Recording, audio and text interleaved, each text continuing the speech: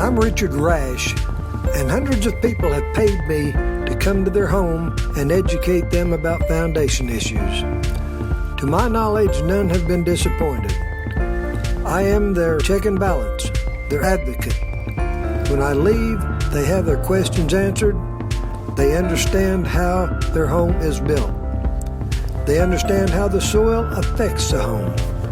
They understand how bad drainage causes problems. They understand how drying soil affects the structure. They understand the maintenance required to protect the house.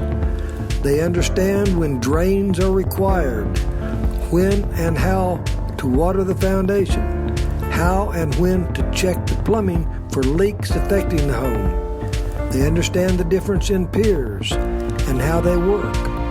They understand what they need in the way of maintenance and repairs, and they know how to avoid getting ripped off.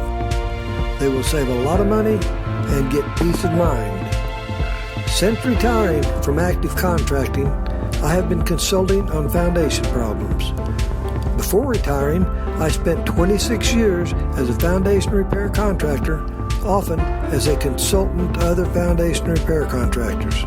When I started in the business, there were a handful of foundation contractors. When a foundation was broken, we fixed it as best we could with the knowledge we had. Over the years, we learned a lot.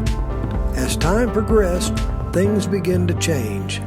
Foundation repair became a billion-dollar business, and the gypsies, the tramps, and the thieves jumped in. It seems that all it takes is an over-the-hill athlete, disc jockey, or talk show host to endorse a company, and the uneducated masses go for it. Well, guess what? The masses are getting screwed.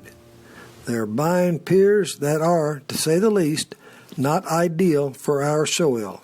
They are buying piers that they do not need, and they are paying far too much for the piers they get. And worst of all, they are not addressing the real problem, the soil.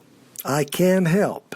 The truth is, foundations don't fail, soils fail. Soil expansion and soil contraction must be addressed to solve foundation issues. Piers cannot solve upheaval, and many of the piers being sold do a very poor job on preventing settlement. You, as a homeowner, must maintain your soils. Maintain the soils correctly, and new problems seldom appear. Maintain the soils correctly, and old problems often lessen and sometimes go away. I can show you how. You need to know whether your home has heaved up or settled down before you buy piers. In our area, more structures are damaged by upheaval or swelling soils than by settlement or contracted soils. You should not use piers to address homes that have already been lifted above grade. Elevations alone cannot distinguish between settlement and upheaval. Only experience can. If upheaval has occurred, the high point must come down. The moisture in the soil must come out. You must find the source of the moisture and eliminate it. It's usually much cheaper than piers and much better on the slab, and I can show you how to get it done.